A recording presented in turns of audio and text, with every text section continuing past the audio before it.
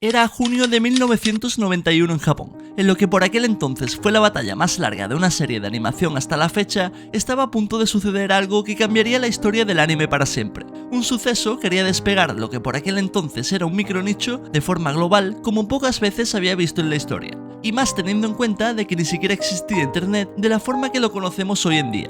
De hecho, para que te hagas una idea, 2 meses después, el 6 de agosto de ese mismo año, se publicó el proyecto World Wide Web por Tim Berners-Lee, que sentaría las bases de Internet como un servicio público. Pero que le den a Internet. Hoy hemos venido a hablar del nacimiento del Super Saiyan.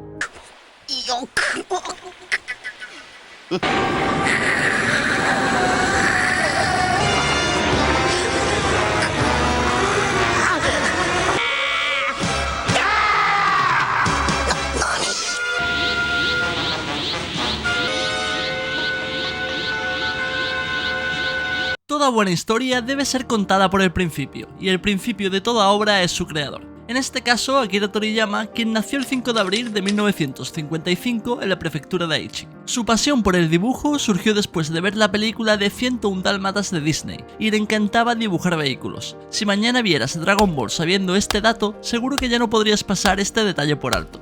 Por desgracia para él, su sueño de convertirse en mangaka tendría que esperar, ya que primero empezaría a trabajar en una empresa de publicidad en Nagoya diseñando pósters durante 3 largos años que para él fueron un infierno. Su trabajo le aburría profundamente y tenía que madrugar, lo cual odiaba tanto como el tener que vestir de traje y corbata. Así que decidido a cambiar su vida, empezó a presentarse a concursos de la Shonen Jump, al principio sin mucho éxito, hasta que poco a poco consiguió moldear su futuro. Primero con Mysterious Rain Jack, que sirvió como base para Dr. Slump, y con esta obra consiguió llamar la atención del primer editor que confiaría en él, Kazuhiko Torishima, quien lo admiraba profundamente, en especial porque Toriyama era una persona que te decía lo que pensaba en todo momento, algo que no es muy habitual en Japón. Gracias en parte a esta relación, en 1980 estrenaría Dr. Slump su primer gran éxito a nivel nacional, y solo 4 años después estrenaría Dragon Ball, la obra que lo convertiría en una leyenda. Como curiosidad, era gran amigo del actor Jackie Chan, vivía intentando ser lo más anónimo posible y odiaba las películas de romance. Al igual que antes, si mañana vieras Dragon Ball sabiendo este dato, volverías a entender muchas cosas.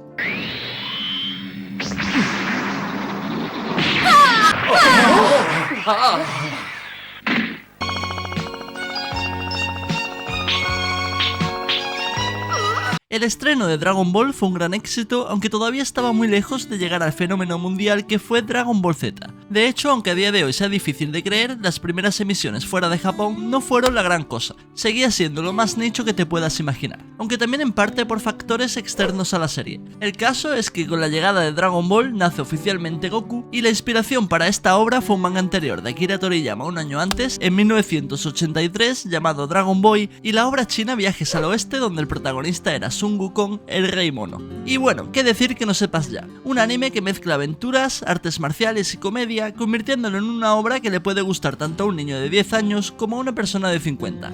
Y más importante todavía, era muy diferente de todo lo que había en la época, empezando por su estilo de dibujo, que era marca de la casa. Y si era diferenciador dentro del país del anime, imagínate fuera, donde los dibujos animados eran exclusivos para niños. Los capítulos eran autoconclusivos, como en Scooby-Doo o Tom y Jerry, que por cierto para los japoneses es el mejor anime extranjero fuera de Japón. También Dragon Ball tenía por momentos tramas serias y de tensión, y el protagonista evoluciona, madura, se hace mayor y crece, algo que fue muy polémico para él y su editor. Por eso hay que contar las historias por el principio. Dragon Ball estaba evolucionando hacia un manga de peleas, y a Akira Toriyama ya no le parecía tener a un niño peleando en batallas por el universo, así que decidió que, a diferencia de la mayoría de mangas, Goku tenía que crecer. Y eso lo decidió aún en contra de la opinión de su propio editor, Kazuhiko Torishima, del que estábamos hablando antes. Toriyama se plantó y dijo: si Goku no crece, no seguiré haciendo Dragon Ball. Así que se salió con la suya, dándole a la serie un punto todavía más diferenciador si cabe. Imagina la sorpresa de los adultos de Occidente teniendo en cuenta las series de animación que había. ¿Por qué ese hombre que está en los dibujitos que ve mi hijo está reventando hostias a todo el que se encuentra? Por cierto, Kazuhiko no era la primera vez que se equivocaba. También dijo sobre One Piece que no iba a ser popular porque no tenía el gancho suficiente para atraer a la audiencia. Pero bueno, para acabar con el tema de Dragon Ball original, aquí vimos la primera transformación de muchas, el Ozaru. ¡Que se callen de una vez!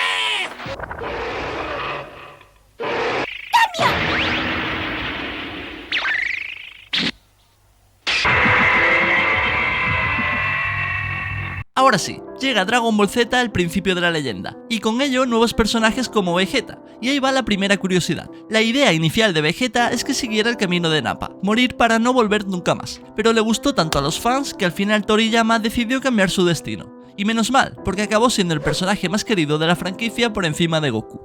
Yo tengo la teoría de que crecer es darte cuenta de que Vegeta es tu favorito y no Goku, porque a Goku nunca vamos a merecerlo, el tipo es demasiado bueno. Pero un gruñón que defienda a su mujer e intenta ser bueno en lo que hace, sí que es alguien que podemos aspirar a ser. Déjame en los comentarios tu favorito y edad para poder confirmar mi teoría. Volviendo a lo importante, el inicio de Dragon Ball Z fue increíble porque empieza contándonos el origen de Goku y la historia de los Saiyans. Aunque hay que ser sinceros, el mismo Akira dijo que se lo sacó de la manga y que iba improvisando semana a semana. Al igual que dijo que el anime siempre se la ha sudado bastante y que se sentía mal por ganar premios sobre el anime cuando él ni siquiera le había dado más que un vistazo. Para este momento el anime ya era un fenómeno nacional en Japón, pero aún estaba lejos de ser ese fenómeno global, más que nada por fechas. Por poner un ejemplo, en Japón Dragon Ball Z llegaría en el 89, mientras que en España en los 90 empezó a llegar el Dragon Ball original.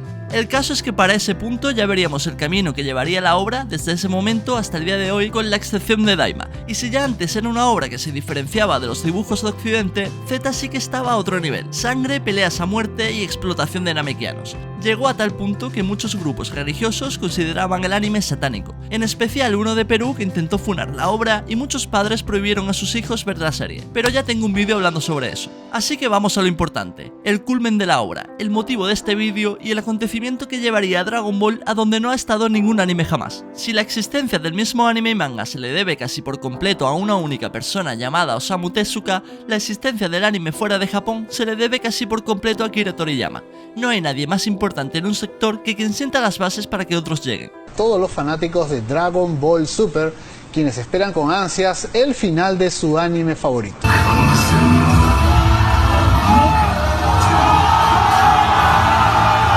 Para ponerte en contexto, es fundamental que te imagines que no sabes nada de lo que va a pasar y que lo estás volviendo a ver por primera vez.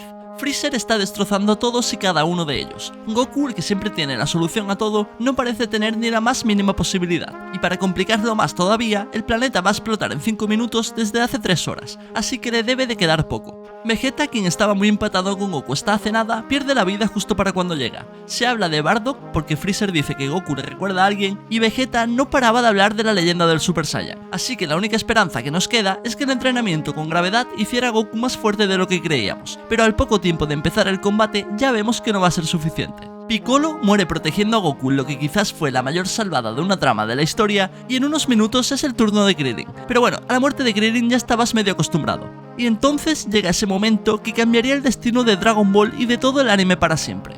Goku, totalmente lleno de ira, se transforma en Super Saiyan y ahora sí que parece estar a otro nivel.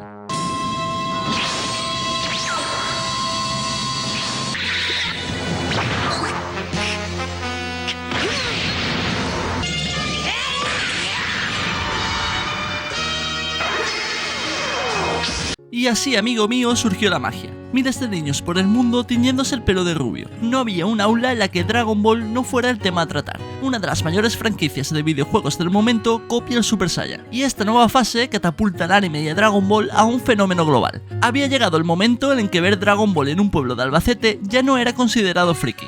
Jugadores de fútbol celebrando goles con poses de Dragon Ball y cientos de animes hicieron referencia a esta marca de la franquicia. Como curiosidad, el motivo por el que el Super Saiyan es rubio es porque Toriyama solo tenía un asistente y estaban hasta el culo de retintar el cabello de Goku, y a la vez esta forma le daba un aspecto más imponente y a simple vista se sabía que era más fuerte, así que con esto mató 2 pájaros de un tiro. Pasa el tiempo y llega el arco de Garlic Jr. Imagina, después de haber visto semejante obra de arte, quién tenía ganas de fumarse eso, así que vamos a hacer como si no existiera.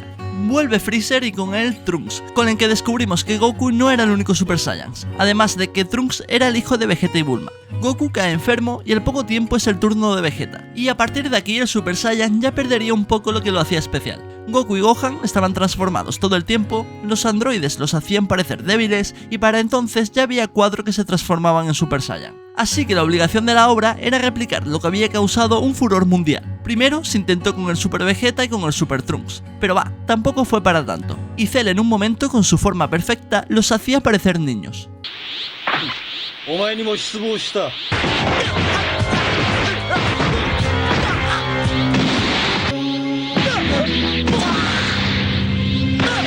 Entonces volvió a suceder algo que sería increíble y para mí uno de los momentos más épicos de la serie con diferencia. Vuelve a meterte en el contexto e intenta volver a hacer como si no lo hubieses visto nunca. Empiezan los juegos de Cell, si no consiguen vencerle destruirá el mundo, y lo que habíamos visto hasta ahora no le llegaba ni a la punta de la cola. Pero si Vegeta y Trunks habrían mejorado tanto en la sala del tiempo en tan poco, ¿qué habría sido de Goku? Así que la primera idea que te podías hacer era que todos iban a ir perdiendo 1 a 1, luego iba a llegar Goku y de alguna forma ganaría. Así que imagina la sorpresa cuando Goku es el primero en pelear, pero más todavía cuando pierde y encima le da unas semillas en al enemigo. Y nuevamente, cuando todo parecía perdido, vemos la evolución del Super Saiyan. Gohan enfadado llorando para luego ser muy superior a todos.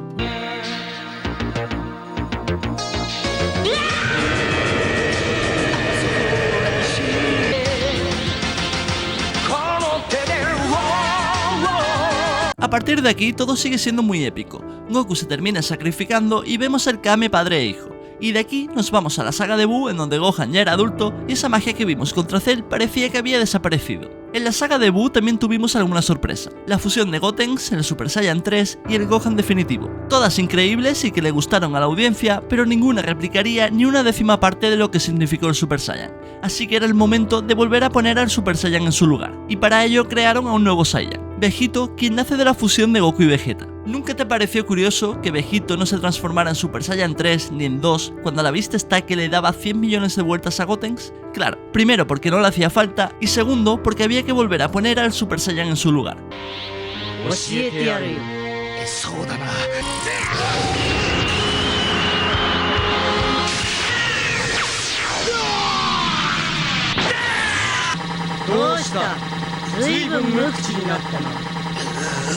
Si seguimos la historia canon, llega Super y con ello nuevas transformaciones. Para este momento Dragon Ball ya era un fenómeno masivo y ya estaba en el punto en el que está a día de hoy. Casi cualquier cosa que sacaran iba a ser un éxito.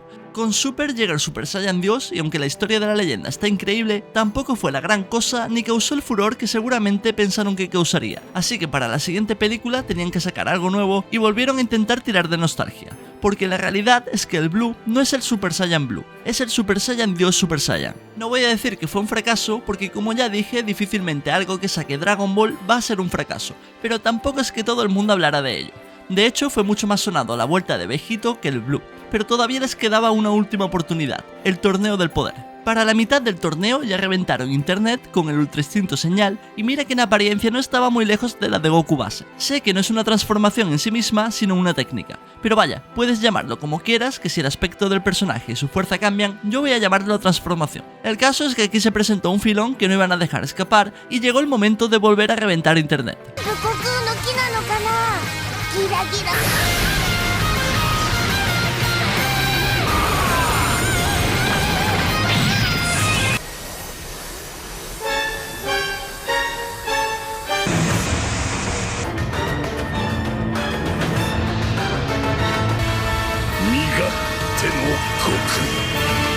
Llega Dragon Ball Daima. Para este punto el maestro Toriyama, por desgracia para todos, ya había firmado con Enma Daioh su pase al paraíso. Por su última entrevista conocida podemos ver que él ya sabía que no le quedaba mucho tiempo en este mundo. Su vida como mangaka le había pasado factura. Aunque esté idealizado en Occidente, el trabajar 20 horas diarias no es algo muy sano precisamente. Yo no sé cómo acabará Daima, pero es increíble ver cómo el último legado que nos dejó se ha basado hasta ahora en devolverle la importancia que se merecía el Super Saiyan. En Daima cada transformación es increíble y casi parece que sea una nueva. Seguramente Daima nos traiga un nuevo Power Up. Como dije en el último vídeo, yo apostaría por el Super Saiyan 4 Canon o por la fusión de 3, pero eso no quita que Toriyama se fuera devolviendo al Super Saiyan a lo más alto.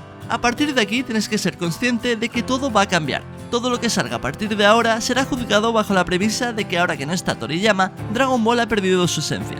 Lo cual en parte es normal, a menos que suelten la de Toriyama nos dejó un manuscrito con todo lo que quería que pasara a continuación, lo cual no se creería a nadie. Pero en fin, si hay una forma de acabar este vídeo es gracias Super Saiyan, gracias Akira Toriyama.